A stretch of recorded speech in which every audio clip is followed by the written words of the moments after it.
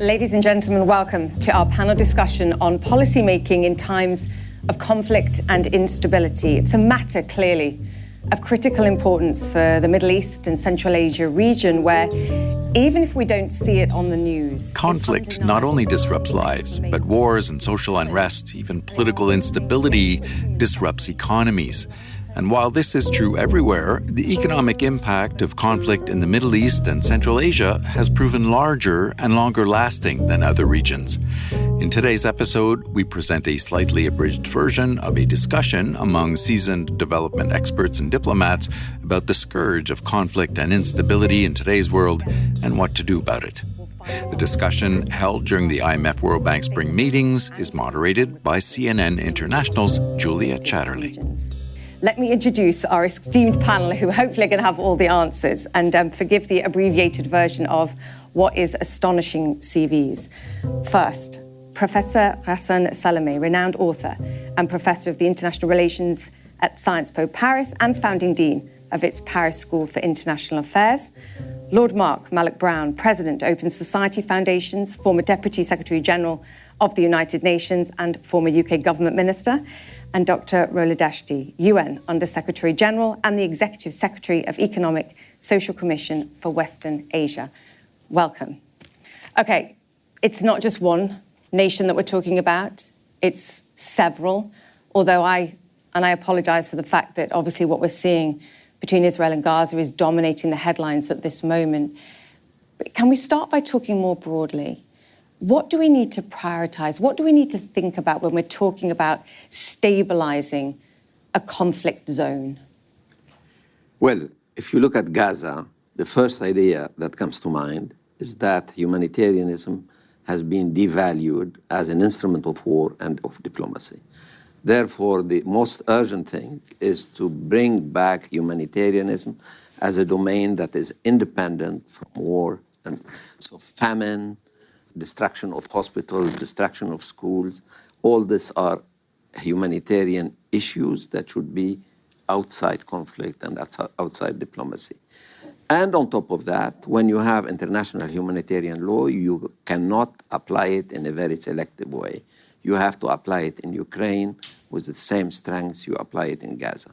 Therefore, there is a big issue in Gaza that cannot be avoided anymore. Humanitarians has been to a large extent devalued by the behavior of the occupying power. If you go elsewhere, you have other issues. One issue we have in countries like Iraq and Syria, etc., is the very negative effect of regime change. We should repudiate very clearly the idea that we can do regime change by force or indirectly. We have to accept the idea that the world has seen a wave of democratization that went well until around 2006, and since that time, authoritarianism has been resilient in a number of countries, and therefore we need to imagine a new form of peaceful coexistence with authoritarianism rather than trying to push a crusade for democracy that produce failed state, as is the case in countries like Syria or like Iraq. If you go into Sudan, you have another issue, the issue of indifference. The international community, if such a thing exists, I have my doubts. I was going to ask, the we in this, by the way, is the international community, just to be clear. Has shown a huge level of indifference to that conflict, which is a very complex conflict. It's not just a battle between two generals. It's much, much deeper than that. So indifference is much worse than hostility.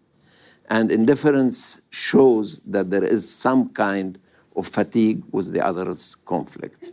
And Sudan needs concern.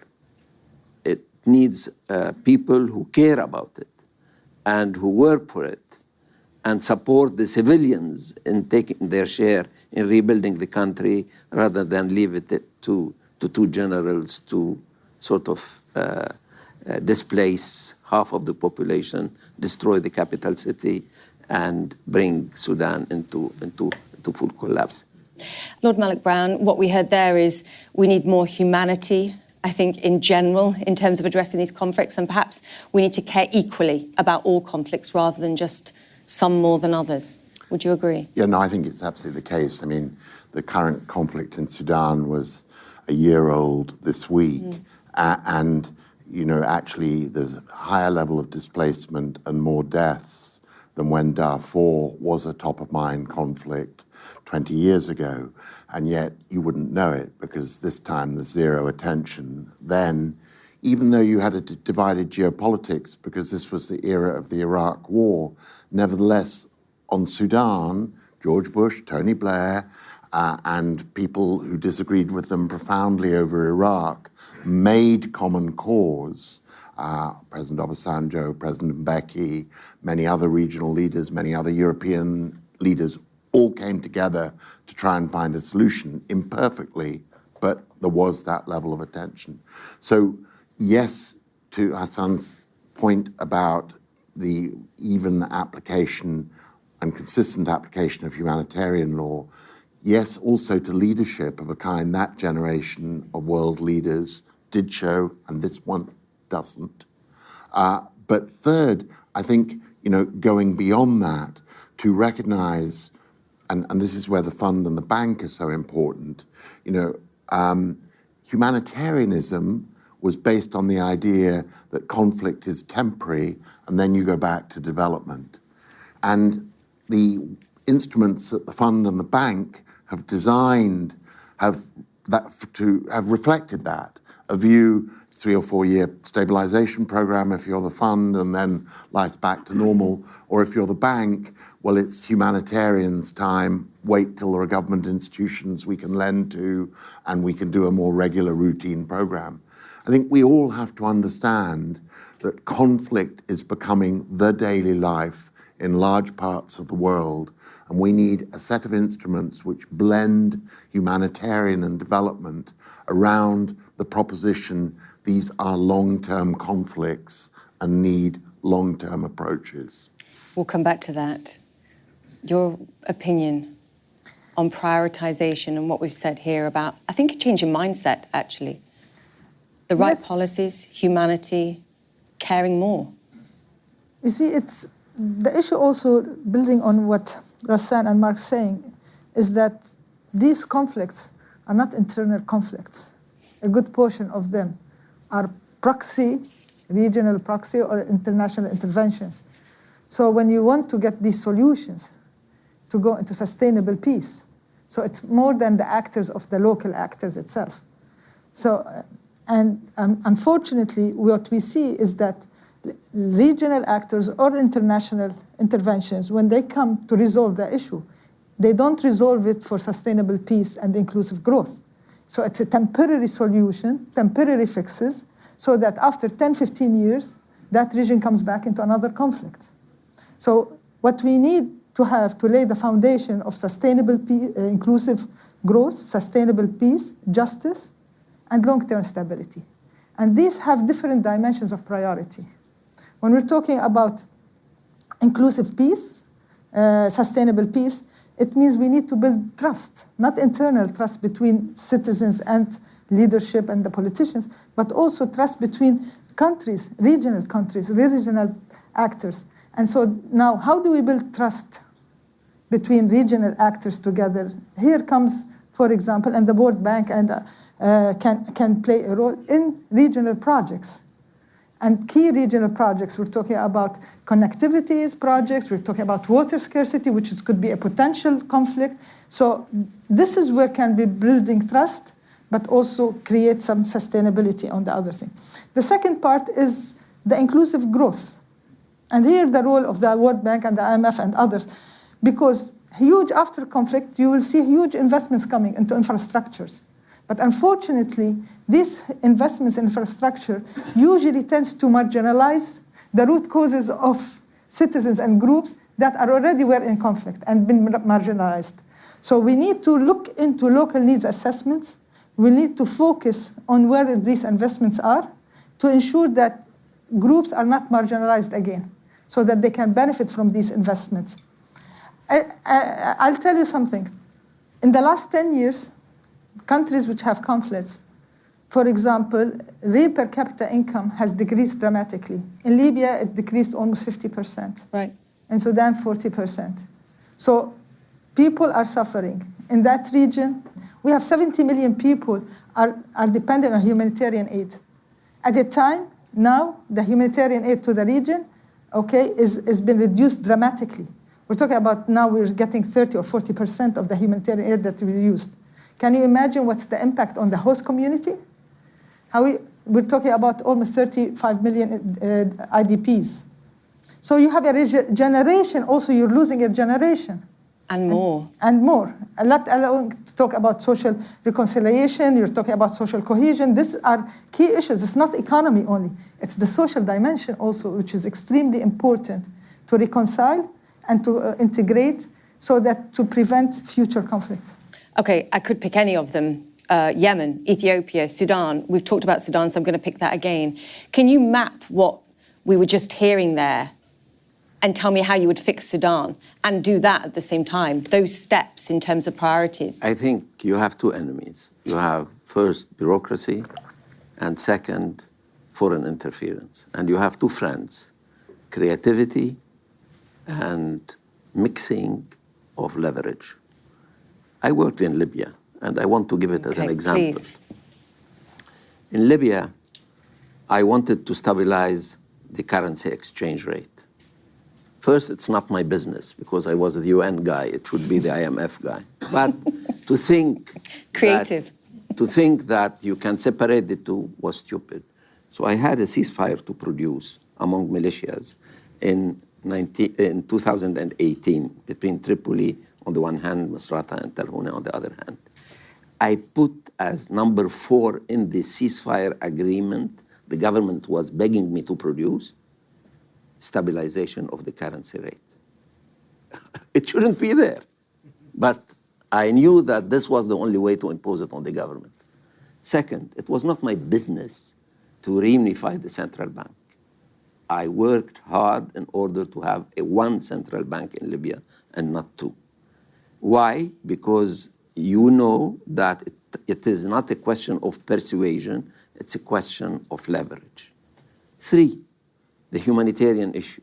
Nobody in Libya is interested in the humanitarian issue, though there is a big humanitarian issue for non-Libyans, for those who are trying to cross the Mediterranean. Something I learned in Libya is that the Mediterranean is not a place only to go and have some tanning.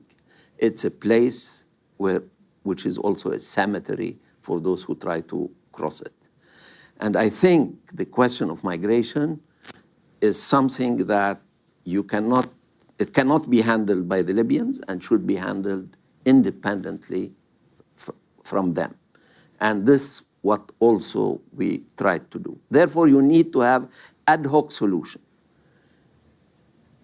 4 or 5, you need to have the relevant party in the conflict and not the institutions you are familiar with. The Security Council is made of a number of people. It so happened when the war started in Libya that no one among those who were interfering in Libya were present in the Security Council. Not Turkey, not Egypt, not the UAE, not all those countries interfering in Libya. So I organized a summit outside the Security Council in order to make sure that those who are interested in Libya come. That was the Berlin Summit of January 2020. And then you implement it. We implemented the oil part, and oil was produced. We implemented the security part through a very ad hoc situation, a ceasefire produced by 5 officers from 2 sides, the 5+5 formula. Then came the election. I was not in a hurry to produce election. I'm not in a hurry to produce election now either. I think that I learned from Iraq 20 years earlier that early election can be very divisive. And if you cannot secure the safety of every candidate and every voter, you should not organize election. Okay. Therefore, you leave your textbook somewhere in a drawer and you try to settle the situation as it is, which means you need to have a very sort of personal but a very studied diagnosis of the situation you are facing. I would do the same in Sudan if I go see what is at stake and not only what you read in the newspaper and try to find a common ground for a solution. Okay. this is the point. So what we're saying is there is no prescription. So despite my best efforts, we're not going to get a policy prescription that can be mapped on each country because each country is different. And I think this is a critically important point. The financiers, the backers, the vested interests are different in each sphere. Is there a bare minimum, however, to your point, whether it's the United Nations, some form of collection of international community that can be useful in each of these spheres, perhaps? And bringing it back to the economics, to what Rola was saying about providing some degree of hope and stabilization for an economy that sees, for example, a 50% drop in its GDP. Everybody's suffering. Poverty, no jobs, wages, instability of the currency. What's the bare minimum required to provide some degree of stabilization? Because if there isn't that, people are going to fight over resources, never mind power. You have it in every country different from the other. In the Libyan case again, one thing that people underestimate is that Gaddafi is probably the first leader who established a UBI that is working very well in Libya, a universal basic income. Basically, everybody who's 18 plus, has a salary. And therefore, the 2/3 of the budget are devoted to fund this UBI. So your first duty is to preserve the UBI, because civil peace is dependent on UBI that has been put in place by the dictator, but still working. So again, you are angry with regime change from abroad because sometimes it destroys the whole. In this case, we were able to fund. In Iraq, in 2003, we discovered that the oil for food system was extraordinarily well organized by the Iraqi government. And you can rely on it in order to feed the population.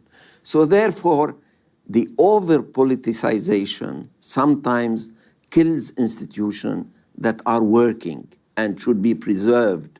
And that is why you need wisdom and prudence when you approach these countries, and some kind of humility. And that is why I'm very angry with those who want to export democracy at any price, because sometimes you go for regime change and you end up with failed states. And we have to try and find policy to move on from that moment. We can't fix that here, but I hear you.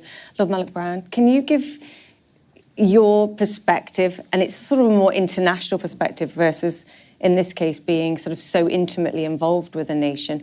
What can we learn from previous mistakes and perhaps, to your earlier point, find ways to progress in better forms, whether it's international bodies or the international community?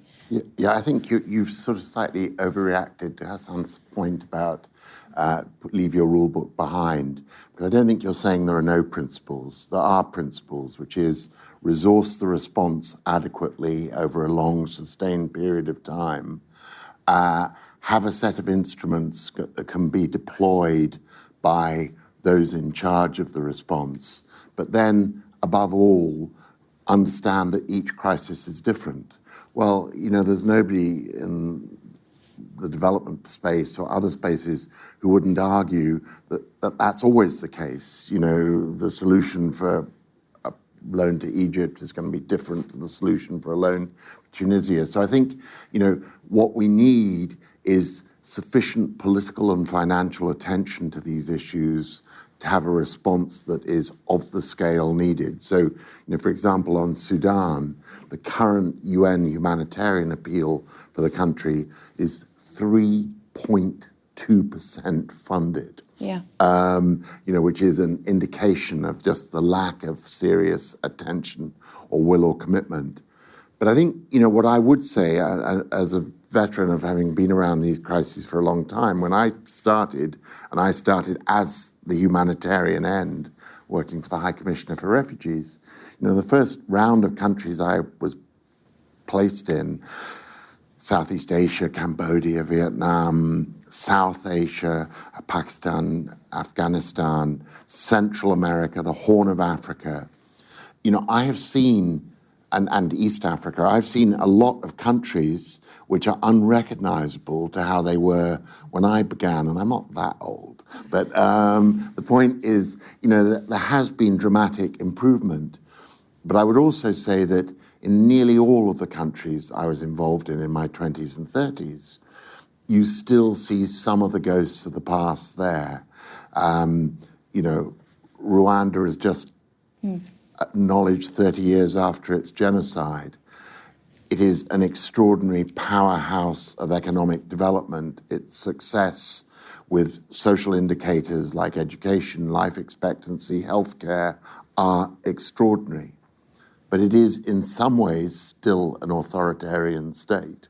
But that goes to Ghassan's point, though, about, sometimes you can't fix the politics of the situation, but there are improvements that you can make. Is that perhaps what connects some of the success? Well, I think it is, because, Vietnam, Cambodia.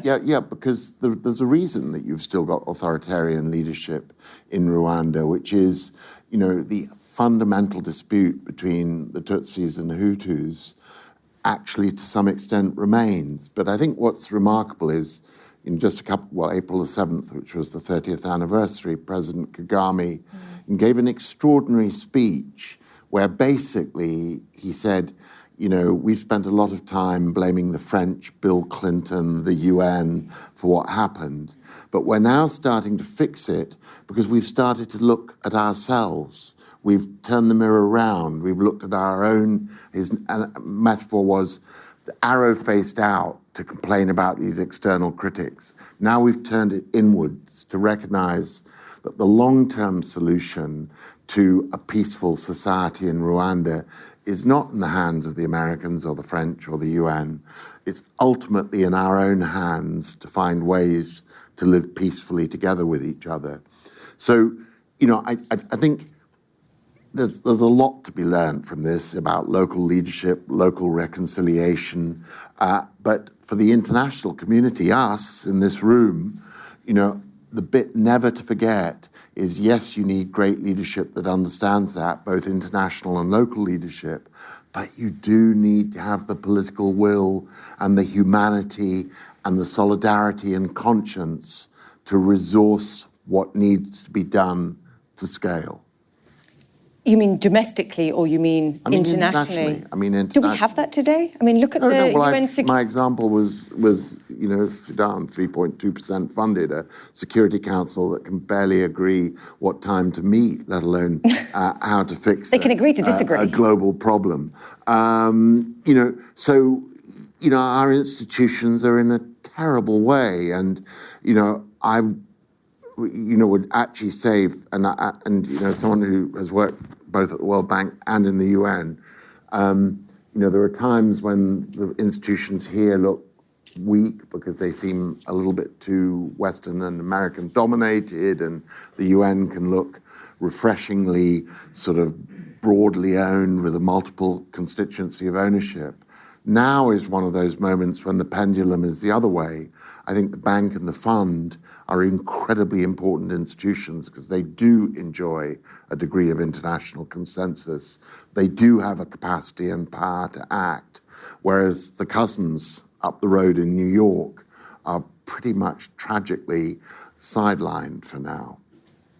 Rola, come in here because you have the perfect example of the experience to respond to that in many respects, and it is about the member states. Even as, I frequently get guests on who are ranting about the United Nations as a body in of itself rather than understanding it's the member states. So we'll make that point first and foremost. But it does make operating in whatever environment we're talking about incredibly difficult.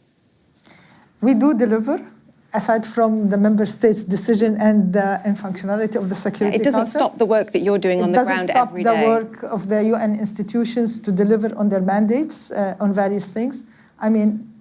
In the region now, the humanitarian UNHCR, OCHA, are delivering for the millions of people in terms of getting their basic needs of it.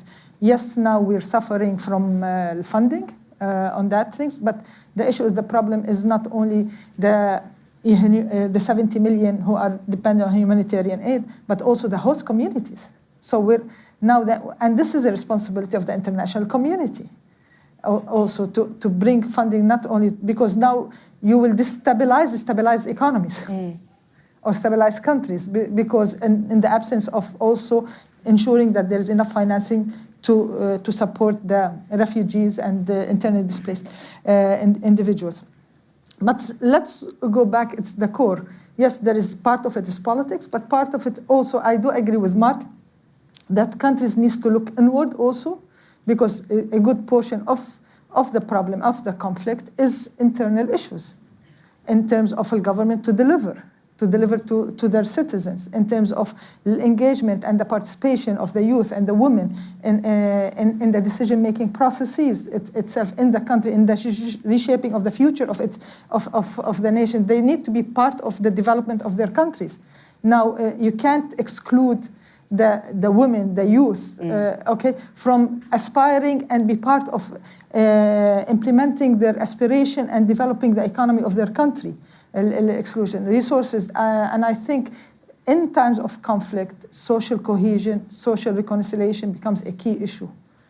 And economics, and I think economics can be driver and the catalyst for social cohesion and social reconciliation through local needs assessment. And I think now we need to look at the local level, not at the central level, when you're looking into these conflict resolutions and stability within a country, and these investments needs to go directly to the local communities. And this where the drivers, the economy drivers becomes, and the investments becomes a part, because economy brings people together, because there will be shared interest. And this will facilitate the social reconciliation, it facilitates the social cohesion, and it addresses what is the key drivers, because within the country, it's not every localization is the same key drivers, economic key drivers. Like let's take in Syria, there are certain areas in Syria, it could be small businesses is the economic driver, which brings people. In other places, it's tourism, and the cultural tourism is, so even within the country, it's not one type policy. What's the best investment then on a local level? I mean, a job is a great reason to not be fighting on a very basic level. What's the best way to invest, whether it's the fund or anybody else, to create that on a ground level economic opportunity? Well, I had the privilege in Gaza of twice cementing down a stone, the first stone nor brick to create an airport in Gaza. Why did I do it twice? Because the Israelis blew it up the first time, and I wasn't around. I wasn't around long enough as administrator of UNDP to do it a third time, and so of course, it's going to be difficult for a private sector which sees this kind of war each time, repetitive, repeating cycles, destroying the infrastructure, destroying whatever capital value, income value it was going to have. And so, I sometimes think this appeal to the private sector to make up the difference in conflict countries is a little bit, to be honest, a cry into the face of a wind blowing strongly the other direction. I think if we look at the sort of global flows, public and private, we may have to accept that a huge majority of the international large-scale private flows are going to be directed towards more stable countries, and that therefore there should be an over-concentration of public flows, international public flows, on exactly those non-investable conflict-like countries. Now, I said big flows for an obvious reason, that I think on things like small enterprise job creation, remittance earnings and other flows which can come strongly during a conflict period from expats abroad sending money home to their families, can be a huge source of SME creation in conflicts. I mean, and we tend to have these very kind of old-fashioned views of what a conflict country looks like. We assume, that it's a complete battlefield, everything's flattened, and in somewhere like Gaza it is. But for years, Somalia was a failed state with an incredibly successful set of local indigenous institutions which were sending expat monies home, where they were being turned into very dynamic job creation, SME development patterns, Somaliland even more. And it looked totally different to the Western assumption that, militias were all over the country killing at each other's throat and there was no economic activity. We have to accept the uncomfortable truth that sometimes in war, there's a huge amount of economic activity. So again, it goes to Ghassan's point, you have to look at each of these conflicts in a very forensic, surgical, detailed way and be deeply respectful of local leadership and its suggestion of what political business community leaders in the country believe would be most helpful to them to build things. And one final point on this, it's also the case that if you look at the development of institutions in conflict and post-conflict countries, they're not usually classic top-down from the central capital city ministries of this, that, and the other. They're a much more community-based, bottom-up kind of development approach where community groups form the nucleus of service delivery and may over time provide a much more effective long-term solution to service delivery than the Ministry of Education in the distant capital. Again, you need conflict funding tools which recognize that sort of heterodox hybrid nature of government development in those kinds of contexts. Well, as far as Gaza is concerned, we badly need public foreign capital to go for the imminent needs of the population. The disaster that has been created in the past 6 months of a magnitude that no private money can handle, you will need many billions of dollars immediately in order at least to cater for the most imminent, most acute humanitarian needs in terms of medical services, in terms of food, and in terms of the beginning of a reconstruction, at least of homes. And the UN's now saying $18 billion. When you go a bit further, you need something completely different. You will need first to reattach Gaza to the West Bank. Gaza is not a story of its own. It has been created as such by the Israeli government in the past 15 years. Gaza is part and parcel of the Palestinian people. And if there is no political solution for Gaza as such, and it has been tried in the 14 years, and we are witnessing now the end of that policy, the death of the policy that wants to colonize the West Bank and eventually annex it by keeping Gaza as far as you can from the general story. So you need a solution for the Palestinian people and not for Gaza when you have dealt first with the imminent and urgent humanitarian needs. But let me make a jump and say private sector is something you need in non-conflict situations. If you look at how the private sector is being dealt with, you are not very happy in other countries. I'm not talking here about Palestine or Sudan or even Syria. In other countries, you will find that a military leadership is not very open to share public works with private companies. In other countries, you find a local kleptocracy that we all have been happy to have because it is fighting with us in the war on terror. So we close our eyes to the way it is concentrating wealth in its hands. So we need to look at private sector not only in conflict and post-conflict situation, but in what I call a pre-conflict situations. Let me come up on Gaza, and you're mentioning the $80 billion. It's more important is the policies that is accompanying the reconstruction.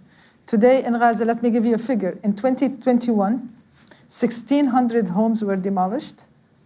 Over the last 2 years, almost 700 were able to build. because of the siege on entering the construction products and the material. So can you imagine now we're talking about 90% of these homes are demolished totally. Yeah. And so there is not only the availability of the funds, it's as much as it's important, but the policies that's governed so that the reconstruction could be effective and impactful. Otherwise, we're talking about 50 or 70 years, okay? And you're talking about, that's why I'm saying going back to business as usual is not going to be sustainable unless if you want to have Gaza and Palestine to be peaceful country as we go along. I'll go back to other countries also. Institutions, building the institutions is very key. And this is where I think we need to invest. It's not important only to invest in having the capital itself, but if you don't have a proper institutions and transparent and good governed institution that serves the people, okay, you're going back again to another conflict down the line on 15. So institutions are very key, and also investing in the people, the bureaucrats themselves is very key, because they are the ones who are going to be entrusted of the rebuilding. So this is a precondition. If you don't have this, these funds that are coming are just going to be, their impact will be short-lived impact. Yeah, it's about balancing the short term and the money that you provide with the right policies to try and shore up the economy. And that goes actually to the displacement problem as well. If you can somehow manage to stabilize the economy and keep people there, it's easier, it's still a cost, but it's easier to fund them there rather than other nations, and it puts pressure on those too. We have a couple of minutes left, so now it's a quick fire round. What gives you hope? If you can just give me 1 minute, what gives you hope? Is it the examples that we talked about that 2-3 decades on actually have found their way forward and seen some form of greater and more stable growth and prosperity? Or is it hope for better days? The youth. The youth, yes. The youth. Good answer. Because they'll find a way. Well, what gives me hope, strangely, is the failures, and I'll tell you why.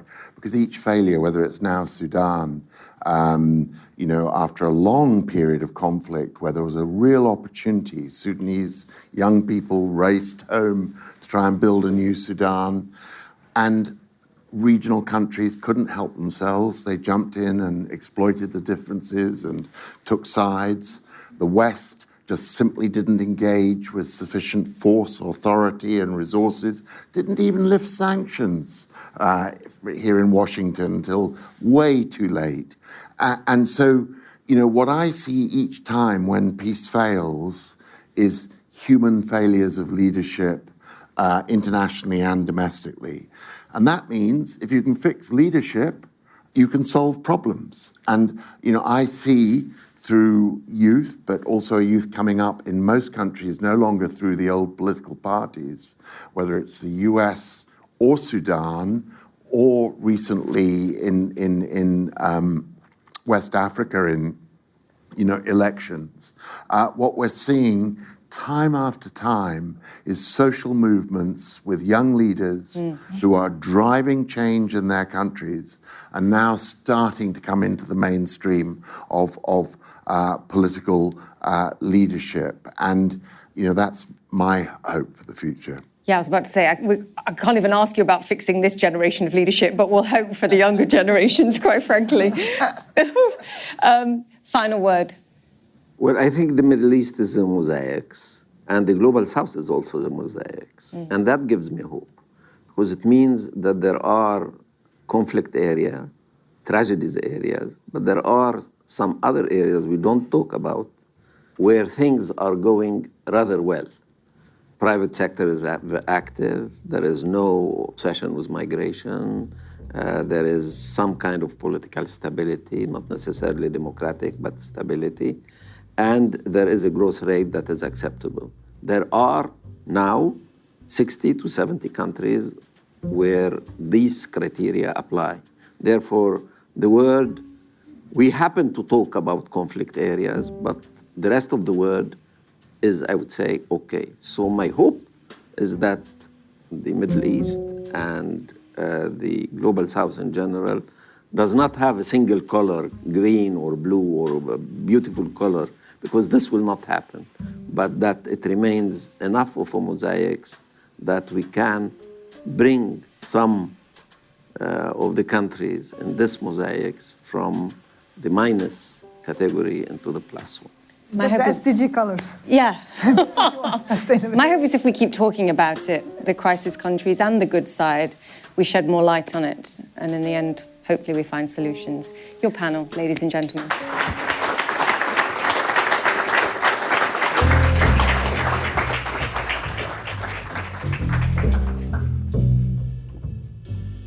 That was CNN International's Julia Chatterley moderating a panel discussion on policymaking in times of conflict and instability. You'll find a webcast of the entire event at imf.org. And look for more IMF podcasts wherever you listen. You can also follow us on X, what used to be Twitter, at IMF_podcast. I'm Bruce Edwards. Thanks for listening.